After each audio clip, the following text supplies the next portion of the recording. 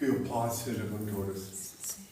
O Pai, eterno e inefável, Deus infalível, Criador do Universo, das culminâncias do Teu reino, do trono do Teu poder, do alto do qual Teus olhos temíveis tudo descobrem, tudo veem. Abençoe Teus filhos com saúde, luz e justiça, que Tua é toda glória para todo sempre, ó Pai. Agora, meus filhos, que ouvis falar de guerras, rumores de guerras, reino contra reino, nação contra nação, tempestades, terremotos, inundações, pestilências, fomes, conscientizai-vos, é apenas o princípio das dores que anunciei, prenúncio de meu retorno. Eu sou o Consolador enviado do Pai. Voltei a este mundo para libertar o meu povo do jugo dos falsos religiosos, engodólogos, falcatrólogos, que se dizem teólogos, dos grilhões da idolatria, da fantasia e da mentira. Amo liberdade, por isso deixo livres dos seres que amo. Se voltam, é porque me reconheceram e são meus filhos, dignos de meu Pai, Senhor e Deus, que é em mim. Reconheço o vosso direito de pensar e de ser o que quiserdes, desde que me respeiteis o direito e dever de esclarecer quem sou. Não escolhi ser Cristo, não posso vos obrigar a saber quem sou, mas isso não altera a minha realidade. Pensais que é fácil, obediente ao meu Pai, andar indumentado assim, os ignorantes zombando de mim? Ainda que os malignos condenaram Galileu, a terra continuou gravitando em torno do sol. O sol brilha, e mesmo que todos duvidassem, ele não deixaria de ser sol. Assim também, ainda que a maioria dos terráqueos não veem que sou Cristo, continua sendo o mesmo que crucificaram. Não me é facultado abrir a cabeça do Nécio com um serrote e introduzir-lhe um bilhetinho dizendo: acorda-te, ignorante, desperta-te, sou ele Cristo, filho do homem. Bem-aventurados pobres de espírito, o reino do céu será deles. Bem-aventurados mansos, eles herdarão a terra. Bem-aventurados que choram, eles serão consolados. Bem-aventurados que têm fome e sede de justiça, eles serão saciados. Bem-aventurados pacificadores, eles serão chamados filhos de Deus. Bem-aventurados corações puros, eles verão Deus.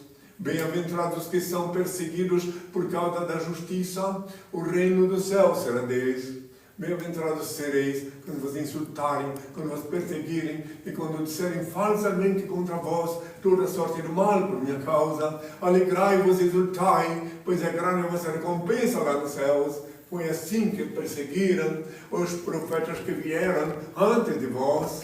A vossa luz brilha aos olhos dos homens, e quando eles veem as vossas boas obras, eles rendem em glória ao vosso Pai que está nos céus. Não julgueis para não seres julgados, porque da mesma forma com que julgardes, também vós sereis julgados, e com a medida com que tiverdes medido, também vós sereis medidos. Peça e se vos dará, busque e encontrareis, bate e abrir-se-vos-á, porque todo aquele que pede recebe, que busca encontra, que bate e abrir-se-á. Tarde jamais são as dádivas celestes, haverá renovação na face da mãe terra, que tenham todos a minha paz.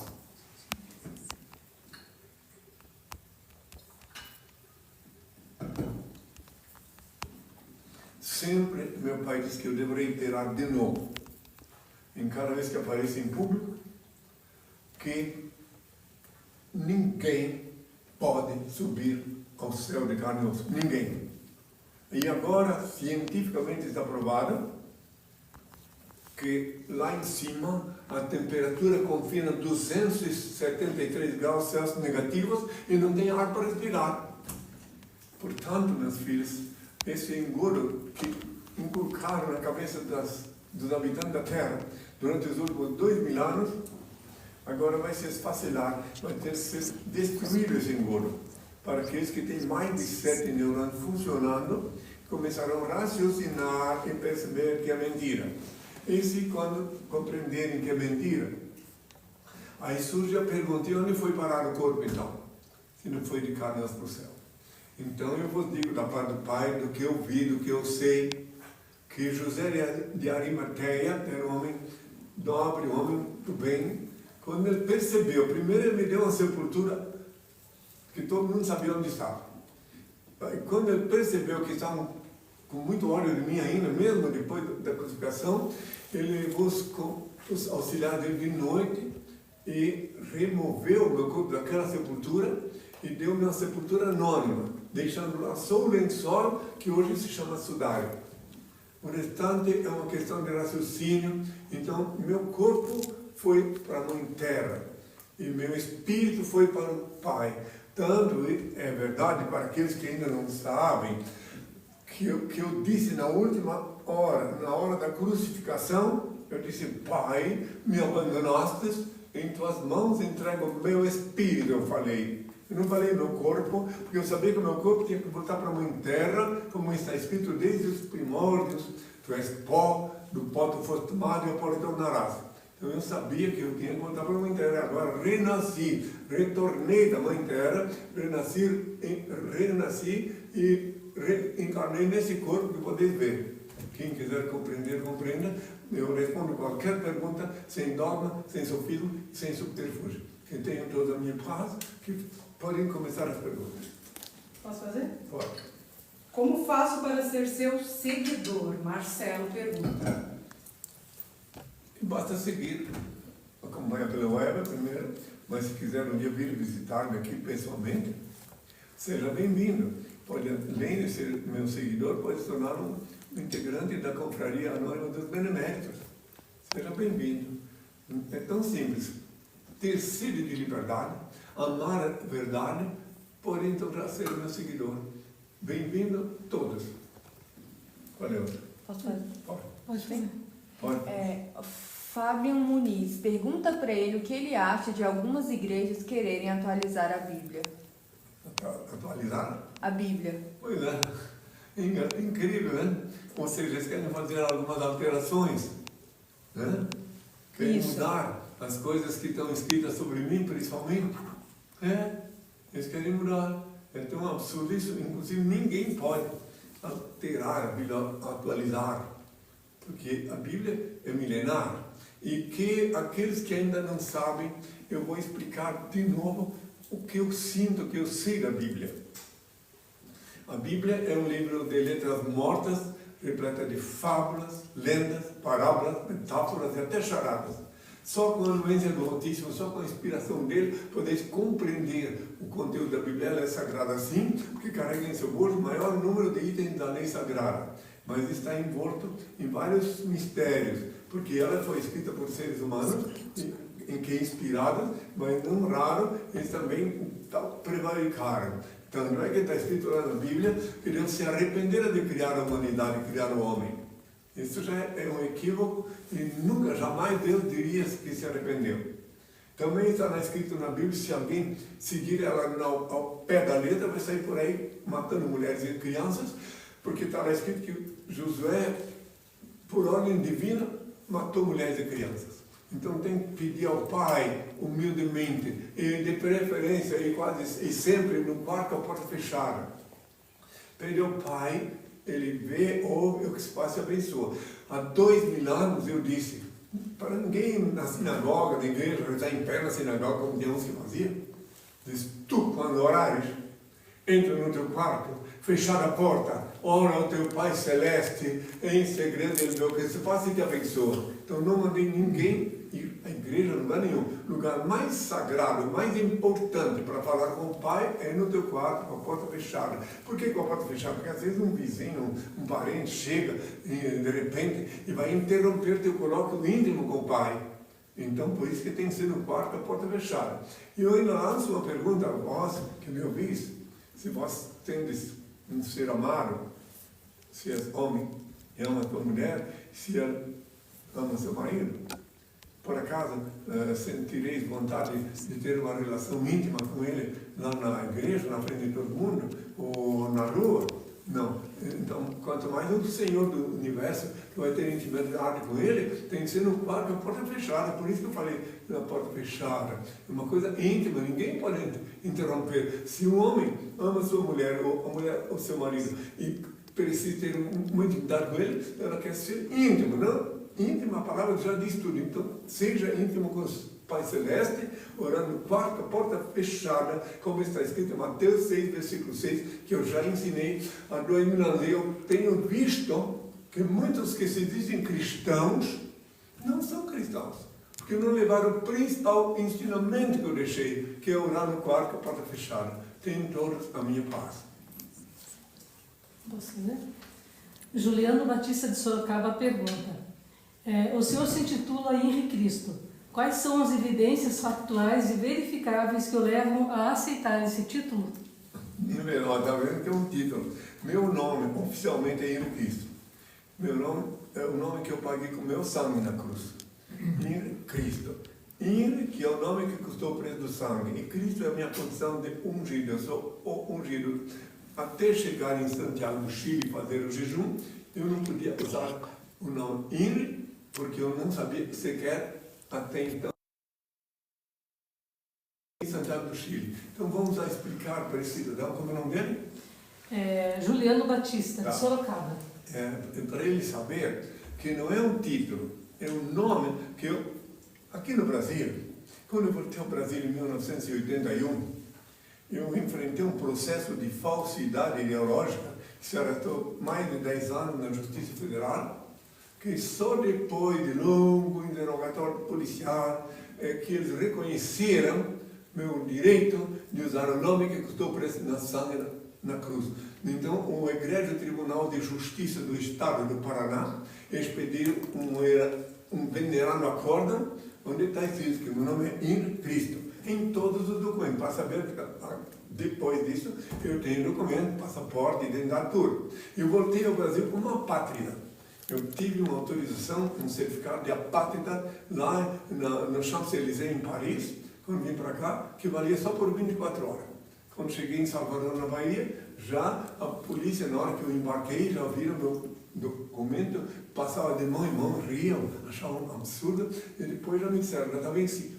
E assim eu percorri o Brasil todo, capital por capital, falei nas principais praças públicas, nas televisões, o Brasil todo sem documento. Tanto é que eu fui detido várias vezes, mas nunca precisei de advogado para ser liberado. Eu fui detido em Goiânia, fui detido falando ao povo na praça pública, a polícia me prendeu. Daí uma repórter da TV Anhanguera foi junto quando eu fui custodiado até a delegacia, daí ela botou o microfone na boca do delegado e disse assim: por que o senhor prendeu Cristo? Ele olhou para mim, eu não sabia que ele é Cristo, mas ele vai... Não, está liberado. Assim, em cada lugar, em Belém do Pará também, quando cheguei, fui detido também, porque eu fui me registrar no hotel e que não tinha documento, então eu tive que explicar que eu não tinha documento, que eu estava na condição de apátrida. Daí tinha um indivíduo lá que não gostou do que eu falei, que viu que eu entrei, fui registrado, eu pagava adiantado, porque meu país, como eu não carregava bagagem, pagava adiantado. E daí o indivíduo ligou para a polícia de lá, dizendo que tem um indivíduo, um judeu sem documento, etc. A polícia veio. Daí a polícia veio, me levou lá dentro do chefe de polícia, delegado, daí me interrogou, e ele disse assim, mas eu digo, ele disse, pode ir embora, você não tem nada contra ti, não.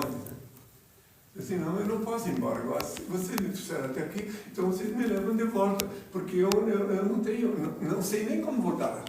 Daí ele disse, mas você não importa ir no lugar da polícia? Não, o carro da polícia é dirigido por filhos meus também e tal. Daí ele disse, então, falou para um dos policiais, leva ele num táxi, e me mandou de volta. Me trouxe com um táxi para o hotel. Assim, em todos os lugares que eu chegava, em Roraima, na capital da Boa Vista, me detiveram, fui interrogado numa sala da Polícia Federal, longamente, aí no final ele disse assim, puxa, se isso é assim, então eu também quero participar. Quando estou a casa, eu colocou dinheiro na minha sacola, que eu carregava uma única sacola comigo, que está aqui no memorial para quem quiser ver. E daí, e assim por diante. E assim eu percorri o Brasil todo, falei nas praças públicas, enfim, eu estava preparando o espírito do povo brasileiro para quando chegasse a hora de eu praticar o ato libertário que ocorreu em Belém do Pará, no dia 28 de fevereiro de 82, então já tinha vivido, dormido em todas as capitais, falando na praça pública. Em Porto Alegre, falei na Praça da Alfândega e na Rua da Praia. Em São Paulo, na frente da Matriz da Sé, a Catedral da Sé. Em Rio de Janeiro, na Cinelândia, várias vezes na Praça do Lírio, em Copacabana. Assim eu fui falando ao povo, para que eles tivessem a ocasião de ver, me ouvir. Meu pai disse que eu tinha que aparecer. Aí depois, já vou responder outra pergunta, depois ele disse também, depois que eu fundei a SOS, que eu fiquei sediado 24 anos lá em Curitiba, né? Daí ele disse que eu tinha que aceitar convites e aparecer em todas as televisões que me convidassem. Que eu tinha que reaparecer. Por esse motivo que eu aceitei debates, aceitei falar nas televisões de humor também, fui várias vezes entrevistado pelo Jô Soares, e até tinha o Tomás Torquemada, que reencarnou em Madrid, mas veio para cá me afrontar. E com Dom de Quevedo, em cada canal que eu ia falar, ele aparecia lá, e dizia, entorta meu dedo, entorta meu dedo. Então, assim, querendo, coisa absurda, eu era obrigado a dizer que não ia nem pegar no dedo dele, que eu sabia que era sujo. Isso o Brasil todo viu muitas vezes. Bom, agora esse assunto encerrado, vamos voltar à próxima pergunta. Posso fazer? Pode. Kelly pergunta, qual foi seu maior milagre? O maior milagre, primeiro, foi meu pai na França, quando eu fui expulso da Inglaterra. Fiquei 7 meses lá e fez muitos paralíticos. Ele fez, eu nunca fiz milagre. Ele fez paralíticos andar, e até a televisão francesa, uma noite, domingo de noite, 8 horas da noite, disse, Cristo é revenu sur la terre, me mostrou como. Então, eu nunca fiz milagre. Agora, há 2000 anos me perguntaram, mestre bom, mestre, eu disse, eu não sou bom, meu pai é bom, ele é que faz as obras. Portanto, ele disse claro que era ele que faz e é ele que faz. Agora, atualmente, se eu pudesse dizer que eu fiz algum milagre, o milagre que eu fiz, mas não fiz senão que meu pai me deu força para isso, é enfrentar as vicissitudes, as dificuldades, as agressões, as ofensas, tanto nas praças públicas como também nas televisões. Mas tudo isso faz parte, meu pai, está escrito sobre isso. Nitidamente está escrito que eu, antes do dia do Senhor, eu seria rejeitado a priori por minha geração. Isso aí, Lucas 17, versículo 25 a 35. Ainda está escrito para ninguém pensar que era do passado, que assim como foi no tempo de Noé, assim será o dia que o Filho do Homem se manifestar. Está lá no Lucas 17, versículo 25 a 35.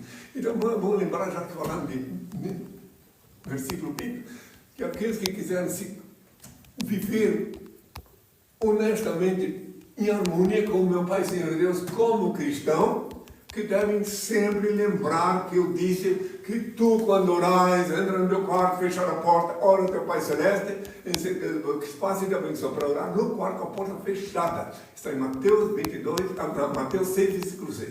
Que tenham todos a minha paz. Posso fazer? BR Caminhões do Paraná. Por que Paulo perseguiu os discípulos de Deus? Que ele era um desocupado. Então ele tinha inveja dos discípulos e precisava achar uma sobrevivência depois que ele ficou impedido de praticar os atos que ele praticava. Quem quiser ler melhor a Bíblia, ainda está explicado. Então ele, por último, passou, ele perseguiu eles porque ele queria assumir o lugar deles. E, de uma certa forma, ele conseguiu enganar a humanidade durante os últimos milênios. Mas ele confessou, ele teve seus momentos de lucidez, que ele confessou, ele disse, eu não sou digno de ser chamado apóstolo porque persegui a igreja de Deus. Está lá, não lembro agora em que versículo, mas está lá. Então, 1 Coríntios 15, 9. 1 Coríntios 15, 9. Pronto, 1 Coríntios 15, 9, é digno de ser chamado apóstolo. E tem lá também que está escrito que mesmo que um ano do certo sucesso, um novo evangelho diferente do que eu deixei lá, que fosse anátema. Gálatas 1,7. O Gálatas 1,7. Agora, para fechar com chave de ouro, o prato de bolo do Paulo está a confissão dele, textualmente confessando que ele é o primeiro falso profeta, era cristão, quando ele diz, se com as minhas mentiras eu enalteço a Deus, por que me julgais pecador? Agora, Romanos 3, versículo 7. Se uma pessoa mente e encontra quem gosta da mentira e segue o mentiroso, é porque gosta de ser enganado, merece o status de otário. Porque quem raciocina e tem mais de 7 neurônios funcionando, a partir do momento que o indivíduo confessa que ele é mentiroso, ele não merece mais crédito. Essa é a visão que eu tenho da racionalidade. Agora, se alguém continua seguindo o mentiroso, merece sim ser enganado. É o que mais tem no mundo atual. Mas quantas pessoas continuam venerando Paulo, inclusive construindo catedrais? A Catedral de São Paulo, São Paulo. O que é isso? Lá em Blumenau, uma igreja enorme, bonita, em Santa Catarina, com uma torre de pedras. Catedral de São Paulo. Olha só, que pouca vergonha, que falta de raciocínio. Se alguém olhar melhor a Bíblia, porque nem participou da Bíblia. Então, as coisas que acrescentaram que ele fez, mas a vida real em Jerusalém, nos meus tempos, ele não era ninguém. Quem quiser entender, entenda. Pode perguntar. Posso fazer? Acho que é Sabrina. Quer fazer? Aham, vou perguntar. A Sabrina que pergunta se o senhor é esquerda ou direita e se há uma... quem está mais próximo de Deus, porque há uma dúvida de quem está mais próximo de Deus. Sabrina, que está perguntando. A pergunta dela agora é... Ela quer saber se o senhor é esquerda ou direita, porque há uma dúvida de quem está mais próximo de Deus. O que ela Deus. quer dizer. Como poder ver, eu tenho duas mãos. Então eu tenho mão direita e mão esquerda. Eu, que vos falo, sou o servo do Senhor e sou, por obediente ao meu Senhor, nunca me envolver em política. Então, se é que está falando de política, quero deixar bem claro que o que um político diz do outro é o que eu sou forçado a pensar de todos. Porque a política é a arte de conciliar interesses próprios, aparentando conciliar os interesses alheios. Então, que Deus, eu ainda digo mais, que Deus, bondoso e misericordioso, inspire os governantes para que pequem menos, que façam algo de bom para a terra de Santa Cruz, que Ele me deu como pátria, que tenham todos a minha paz. Qual é a pergunta? Posso fazer? Sou do Rio de Janeiro, o nome dele é Jefferson, ele escreve. Gostaria de saber o que o Senhor escreveu na areia quando perdoou a mulher adúltera. Boa pergunta. Pois fique sabendo ele que eu não escrevi nada, e sim eu fui escrever na areia, fui procurar a areia para escrever, porque eu não suportava ver os olhos de ódio dos homens que estavam com raiva daquela mulher, que eles viram que ela não deu confiança para eles, velhos. Então eles estavam com raiva dela, por isso que queriam matá-la, usando a lei. Aí eu dissimulei que escrevi na areia, para aí botar meus olhos e ver aqueles olhos cheios de óleo, e disse, aquele de vós que estivesse em pecado, que atire a primeira pedra. E como prova que todos eles queriam matar, cada um foi jogando a pedra no chão, e eu ainda disse, onde estão os que te acusavam? Ninguém te condenou? Não, Senhor. Então, vá e não peque mais. Eu disse, ela ficou minha seguidora desde então, até na hora da crucificação, ela estava lá me assistindo com o coração cheio de amor pelo verbo de Deus. Dias Melhores pergunta, você toma vinho? Dias melhores? Dias Melhores deve ser o pseudônimo da pessoa. A pergunta é, você toma vinho? Eu disse na última ceia com os discípulos, eu disse, até bom que ela faz essa pergunta, eu disse assim, doravante não beberei mais dos frutos da videira convosco até quando voltarei a beber no reino de meu Pai. E aqui no reino de meu Pai, que é aqui em Brasília, Nova Jerusalém, ali no Apocalipse 21, é óbvio que eu tomo um vaso de vinho antes de dormir. E cumprindo o que eu disse há 2000 anos, que eu ia voltar a beber do fruto da videira. Então, quem quiser ir... isso é uma prova fundamental, uma prova contundente para quem crê na Bíblia, que eu disse que eu ia voltar de carne e osso, porque espírito sem carne não bebe vinho. Então, aí está a prova, mais uma das provas de que eu disse que eu voltaria, mas que eu voltaria de carne e osso. Valeu. Tá. Posso fazer? Pode. Donald, suas discípulas podem casar? Claro, se alguma delas quiser, pode. Aqui não é uma prisão. As discípulas, tanto é que eu já fiz o casamento de discípulo. Eu mesmo casei, pedi ao pai uma bênção e tudo, porque se cumpriu o seu tempo aqui, pode casar. Eu não escolhi, até porque eu não vivo como homem, não tenho relações carnais. É claro que tem umas que preferem não casar, que preferem viver em pureza e são princesas do reino de Deus. E tem outras que podem casar. Deixa eu ver, tem a Pilar, que era uma ex-discípula, a primeira discípula jovem que veio viver comigo, casei lá em Curitiba, né? Já faz uns 30 anos, né? 20 e poucos anos. E é importante, a Beverê, ela preferiu ficar comigo até o fim, e viveu comigo 30 e poucos anos, e eu devolvi para a Mãe Terra. Tem até um filme da hora que eles estavam devolvendo para a Mãe Terra. E aí por diante. Então, os discípulos também, ninguém aqui. Eu falei no início da minha prédica, eu falei, talvez quem me fez a pergunta não escutou, assim, eu amo a liberdade, por isso deixo livres os seres que amo.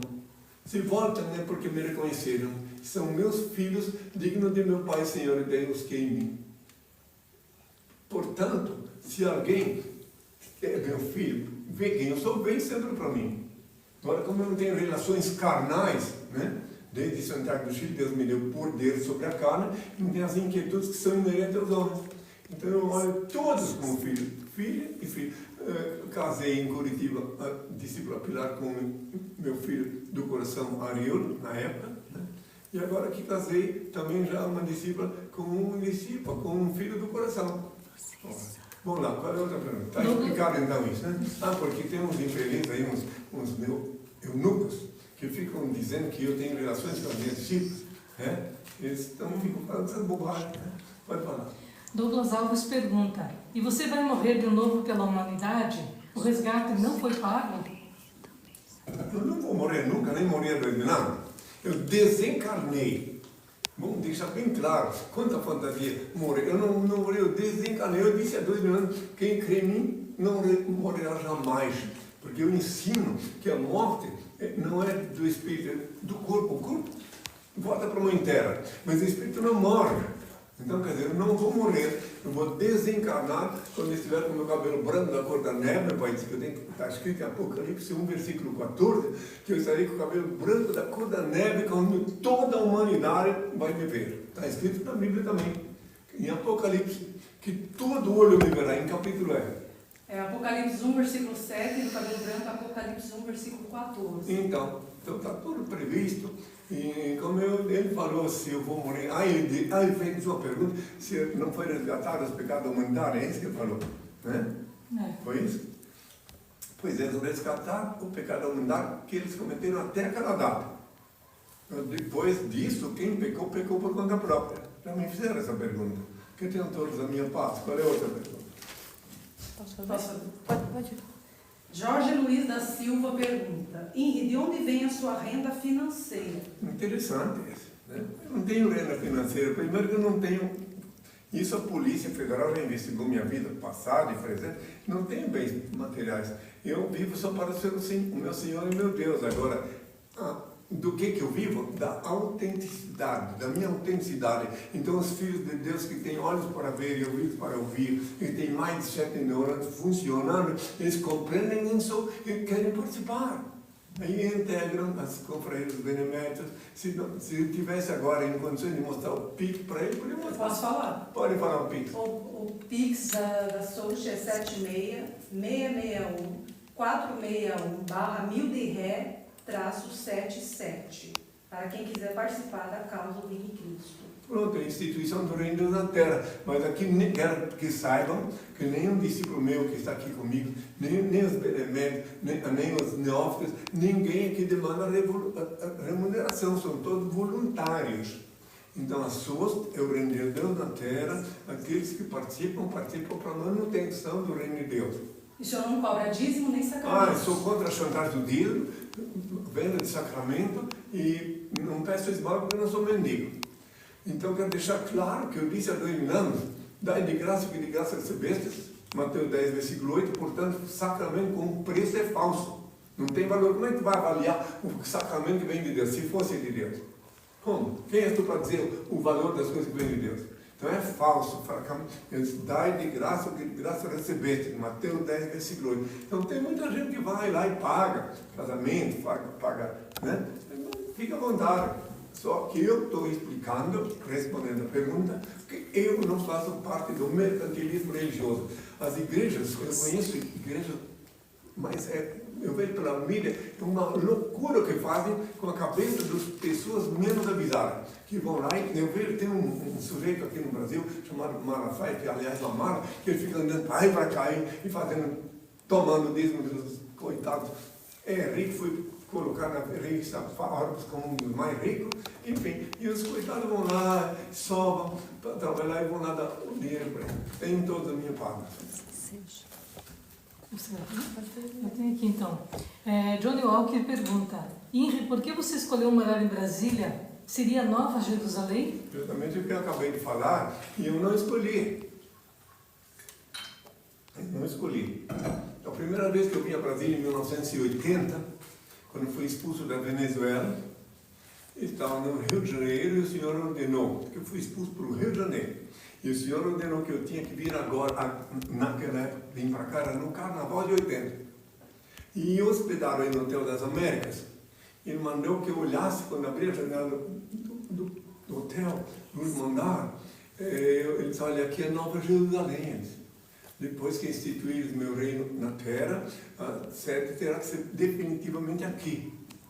Mas é claro que primeiro fiquei sediado durante 24 anos lá em Curitiba, porque ele escolheu Curitiba para ficar sediado a priori, porque é a capital mais alta do país, depois de Brasília. Que eu só podia vir para cá quando as autoridades reconhecessem a legitimidade do meu nome, reconhecessem oficialmente o meu nome Henri Cristo. Então, no dia 24 de outubro do ano 2000, o Egresso Tribunal de Justiça do Paraná escreveu que meu nome, um venerado acórdão, que meu nome é Henri Cristo.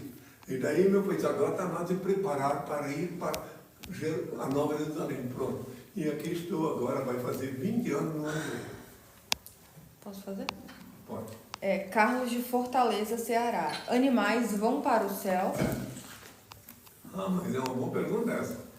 Para todo mundo saber que os animais, vaca, boi, cachorro, gato, não importa o animal. Todos os animais, todos os seres que vivem sobre a terra, são animados pelo sopro divino. Então, como um animal não tem pecado, porque ele não tem livre-arbítrio, uma onça, um tigre pode matar muita gente e não tem pecado nenhum. Porque Deus não diz para ele, não deu a ele livre-arbítrio, ele age de acordo com a natureza dele. Então ele é um predador, digamos assim, na área da zoologia. Mas ele não tem pecado, porque é a natureza dele. Então, mas que todos que não têm pecado voltam para a origem. É bom que saibam. Agora, os seres humanos que têm, concedeu o Pai livre-arbítrio, e junto com o livre-arbítrio concedeu o dom da sapiência, o dom da inspiração para construir até aviões. Né? Nunca vi um boi, uma vaca, construir um avião, um helicóptero. Não. É um ser humano que pode. Nessas máquinas com as quais eu estou falando para o mundo, nem um boi ou vaca, ou o leão ou o touro pode fazer. É um ser humano que tem de Deus o dom do livre-arbítrio, e junto com esse dom recebeu também a capacidade de assimilação, a sapiência, a capacidade de inventar, que é só inerente aos seres humanos. Tem todos a minha parte. É só para falar Pode. que a Bruna WRT, ela quer que o senhor fique sabendo que ela ama muito o senhor e fico muito feliz em estar vivendo agora. Então, muito bem, não só ela, mas todos que me amam, de verdade, de coração, amam meu espírito, venham me ver quando podem. Claro, sejam bem-vindos. Desde que tenham sinceridade, que então vem me visitar, só que tem que sempre pedir a priori na assessoria que horário do dia pode chegar, porque às vezes eu estou ausente. Pode Posso falar. fazer? Paulo Gomes. Inri, no Jô Soares você falou que não comia carne. Voltou a comer? Carne? O senhor falou no programa do Jô que o senhor não comia carne. Mas claro Ele que quer eu saber não se o senhor voltou a comer. Não, eu tenho. Pensa que eu comi o cadáver do Jô Soares? Não, não como carne, meus filhos. Não, nada É porque tem contra gente que é quem come. vegetariana às vezes deixa de ser. Ele quer Não, saber mas se o eu senhor não, deixou. nada contra quem. É que eu sou vegetariano por motivos espirituais. Né? Até vou explicar por quê, então, já que querem saber. Quando alguém sacrifica um boi, uma vaca, né? Ele tem uma agonia, boi, vaca, qualquer animal. Ele tem uma agonia, e aquela agonia que ele tem da morte vem na carne e faz com que os necrófagos, os que comem cadáver, são mais ansiosos, mais nervosos, porque a agonia que o animal teve na hora de ser sacrificado vem na carne. Agora, se alguém comer peixe, não tem essa agonia, porque o peixe não é animado pelo sopro divino, ele sobrevive, ele é animado pela energia da água, energia hídrica. Né? Então essa é a diferença. Então eu posso comer peixe, né? Como comia 2.000 anos também peixe, só não comia carne. Né? Não vamos dizer que eu comia não, eu comia peixe e também ovos. O ovo também não tem problema porque não tem agonia. Esse é o motivo principal. O espírito, na hora que alguém vai ser sacrificado, isso é inevitável. O animal sofre a agonia. Entende? Essa é a realidade. Né? Posso fazer? Pode. João Vieira de Amorim. Ele é de Portugal. Qual a origem das doenças psiquiátricas como borderline e como lidar com alguém que tem isso? Bom, eu não conheço esse nome dessa doença. É uma... Mas tem, simples, todas as enfermidades físicas e mentais, todas as enfermidades físicas e mentais têm sempre início na enfermidade da alma. Aí que dá o problema. Então, às vezes, não é só de agora. Tu pode, por exemplo, nascer já com um problema físico, porque tu estavas com débito karmático. E se isso não fosse verdade, então Deus seria injusto. Se não fosse verdade que o indivíduo paga o que errou no passado, então quando eu nasci uma pessoa aleijada aqui, foi um erro de Deus? Uma falha? Não. Tudo está previsto na divina lei de Deus, que é perfeita, então tem a lei do karma. Na lei de Deus, embutido na lei de Deus, está a lei do karma. Que é um karma ou positivo ou negativo, que a pessoa traz junto quando ela renasce. Quando ela reencarna, e não adianta dizer, todos vão reencarnar. Então aí, tudo que tu fizeres aqui de mal, fizeram mal para o teu semelhante, tudo que fizer mal vai ser computado. Se tu não puder pagar aqui, tem uns que ficam no hospital por muito tempo, por anos, outros que perdem para morrer, querem nem poder. E tem alguns que vão se suicidar em outro país. Tem uns países que oficializam a morte artificial, né? Eu sei que tem. E como lidar com pessoas, ele pergunta, que têm problema psiquiátrico? Perde ao pai, e para isso existe, óbvio que dependendo do problema psiquiátrico, se for uma coisa controlável, pede ao pai, que ele vai amenizar, aí tem que saber por que eu estava. Ele é médico para casa, aí o médico trata, a enfermeira, depende do porquê, se ele é obrigado a cuidar de alguém assim, aí pede ao pai que o Senhor inspira ele como proceder. Eu vou daqui a pouco pedir. Posso fazer então a próxima? Renata de Florianópolis pergunta: o que você acha da adultização infantil? O que é mesmo? O que falou? O que o senhor acha da adultização infantil? Quer dizer, fazer uma criança se tornar adulta rapidamente. Adultização infantil. Isso. Adultização infantil. Bom, então, adultização. Isso. É uma coisa muito grave que está acontecendo agora, que também faz parte. São as agruras da explosão demográfica que saltam aos olhos. Por causa da explosão demográfica, tem alguém que é obrigado a criança a ser adulta antes do tempo. Inclusive, tem pessoas que estão querendo ser obrigar a criança a praticar sexo. Tudo faz parte dos sinais que eu disse que quando chegasse o dia da minha volta aqui, ia aparecer tantas coisas estranhas. Então, esta é uma das coisas estranhas que está acontecendo. Como também tem os crimes sexuais que se multiplicam, o desrespeito pelo ser humano. Né?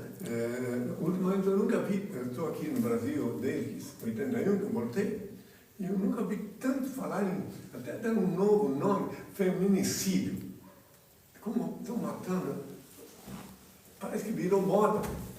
Então aí que está, eu digo para todas as mulheres e homens que me ouvem, se não quiseres padecer, se mulheres que me ouvem, se não quiserem ser vítima do chamado feminicídio, então invoque o pai.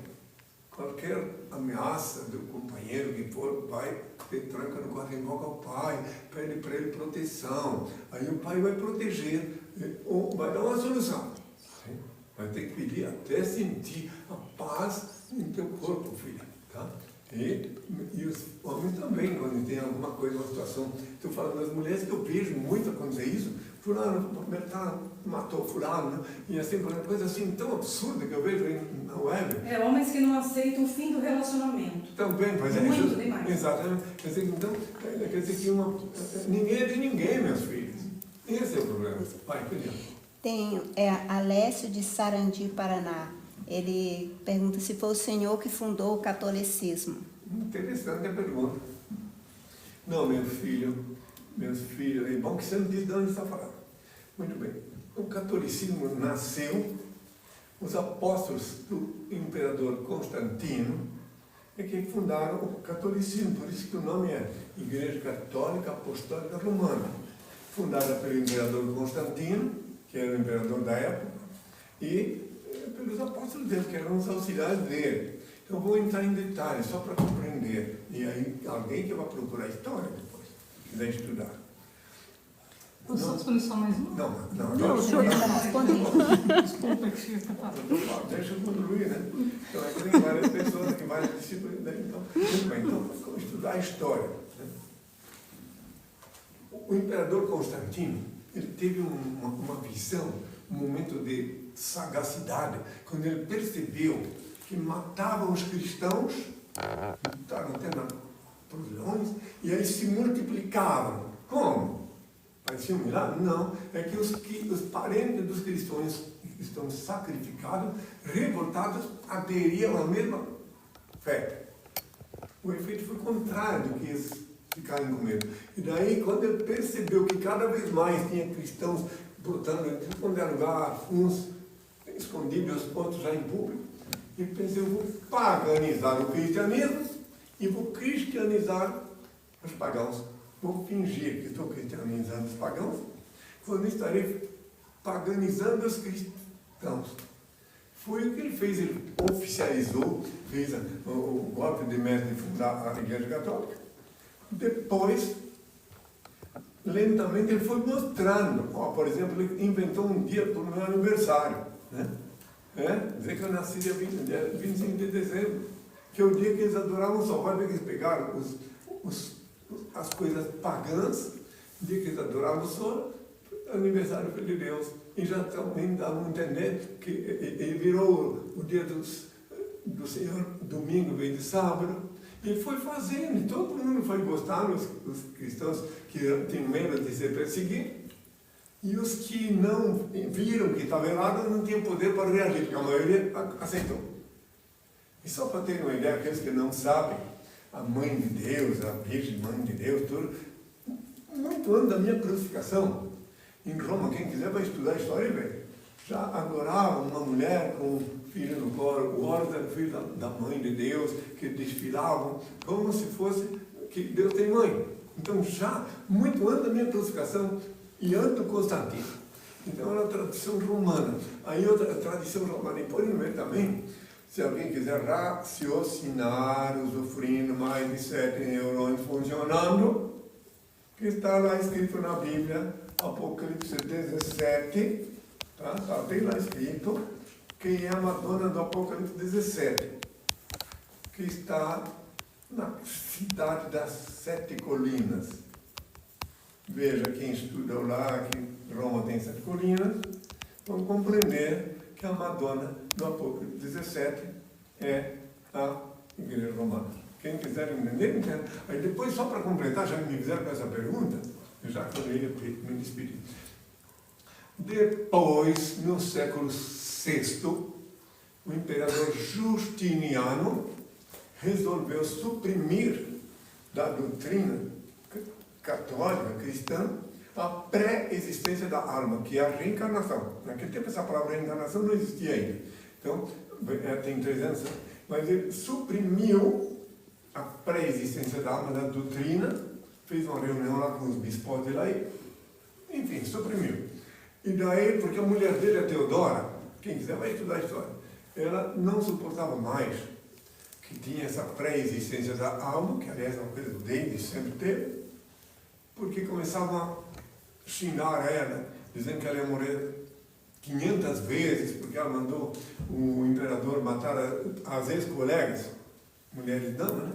E daí ela resolveu, e o imperador, que obedecia ela na alcova, fez, e daí pronto, suprimiram da doutrina cristã, católica, que dizem cristã, a pré-existência da alma. Mas ela sempre existiu, só que é aquela história já, o Sócrates já foi assassinado oficialmente lá na Grécia, quando ele era divulgador da pré-existência da alma.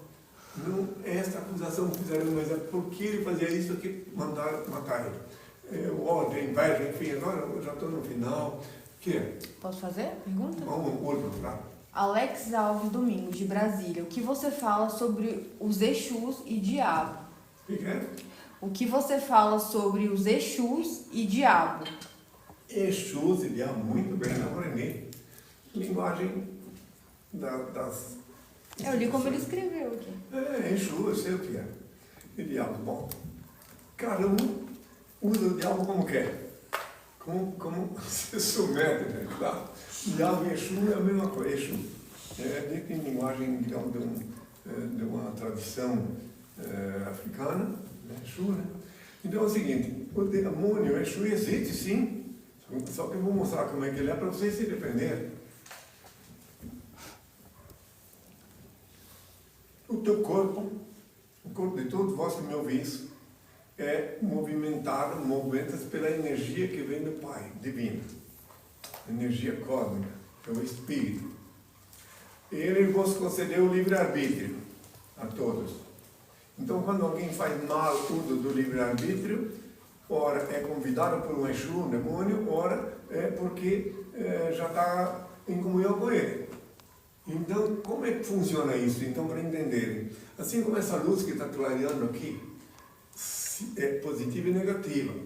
Se tirar no negativo, ela morre, apaga. Então, assim também é uma energia do teu corpo, é positiva e negativa. Então, um Exu, o inimigo, o Exu, o demônio, não o que quiser, não importa. Ele se aposta do lado negativo da tua energia, se tu obedece ele se aposta do teu corpo e faz tu cometer crimes. E depois, eu vi uma vez em Curitiba, numa matéria policial, um delegado interrogando o assassino: por que tu mataste o filho? Não matei, doutor, ele estava fora de mim, então quem é que estava nele? O demônio, o Exu, o Satã. Mas porque ele deixou, quem vai preso? Vai o demônio? Não, ele vai preso. Como é que um cria, quem vai preso é o titular. O demônio fez dar risada depois. Então, o demônio não é um macaco com rabo e chifre, como vos ensinaram para vos enganar. Inspirados por ele, os sacerdotes ensinaram, vocês creem que tem um garfo. Nada disso. É uma energia sutil. Por exemplo, agora não pode ter muitos demônios, tem, falando para desligarem o celular, que não devem escutar. Já o demônio está mandando, que estão com raiva de mim, estão blasfemando, demônios. Então, mas é verdade, eu sei que é assim. E todos que me ouvem terão a oportunidade de ver que é assim. Bom. Tem um rapaz que ele está colocando várias vezes a mesma mensagem. Eu falei se der. Tá, eu vou finalizar. Ele é Felipe de Goiás, ele pede para o senhor mandar um oi para a mãe dele, Cida. Ele está aqui sempre colocando mensagem. Mas eu não vou dar um oi para a mãe dele, sim, eu vou dar uma da bênção, vou pedir uma bênção para todos, né? E daí, se a mãe dele estiver lá e colocar a mãozinha assim, o Senhor abençoe ela também. Agora, eu vou pedir o pai a bênção. Depois, em outro encontro, as pessoas que querem que respondam as perguntas e eu não posso responder agora, escrevam de onde estão falando e botam um nome. Que eu vou responder nas próximas vezes sempre as perguntas que vieram com nome, não precisa ser nome da pessoa, pode ser um pseudônimo, mas tem que ter. E a cidade de onde estão falando. Esse é daí, então, essas pessoas merecem que eu responda as perguntas delas. E aqueles que mandam sem nome, não tem sentido, porque não precisa ter preguiça, não quer dar o nome pessoal. Pessoal, põe o pseudônimo. Tem uma pessoa que fez, uma mulher, ela fez várias vezes a mesma pergunta, só que não deu agora para fazer, ela colocou o nome e também a cidade. Gabriela de São Bernardo do Campo, ela pergunta se estamos vivendo os dias descritos em 2 Timóteo 3, 1, 5, que é onde as pessoas já não se amam mais, os filhos odeiam os pais. Exato, confirmada a pergunta, ela respondida, confirmar exatamente. Isso aí faz parte das coisas que estão na Sagrada Escritura que são verdadeiras. Né? Mas tem coisa lá que é fantasia, como eu disse, né? Tem coisa lá que só para Só para quem não raciocina aceitar. Então tem coisas verdadeiras que vieram de Deus, que inspirou os que escreveram a Bíblia. Então por isso eu disse e vou falar mais uma vez antes de pedir a bênção. A Bíblia é um livro de letras mortas, repleta de fábulas, lendas, parábolas, metáforas e até charada. Só com a anuência do Altíssimo, com a inspiração dele, podeis compreender o significado da Bíblia, que é sagrada sim, porque carrega em seu bolso o maior número de itens da lei sagrada. Agora eu vou pedir ao Pai a bênção. Quem quiser participar, abre bem os olhos e põe as mãos assim. Eu peço ao Pai, ele vos abençoará sobejamente. O Pai, eterno e inefável, Deus infalível, Criador do Universo, das culminâncias do teu reino, do trono do teu poder, do alto do qual teus olhos temíveis tudo descobrem, tudo veem. Abençoe teus filhos com saúde, luz e justiça, porque tua é toda glória para todo sempre, ó Pai. Que a paz seja com todos meus filhos. Até breve.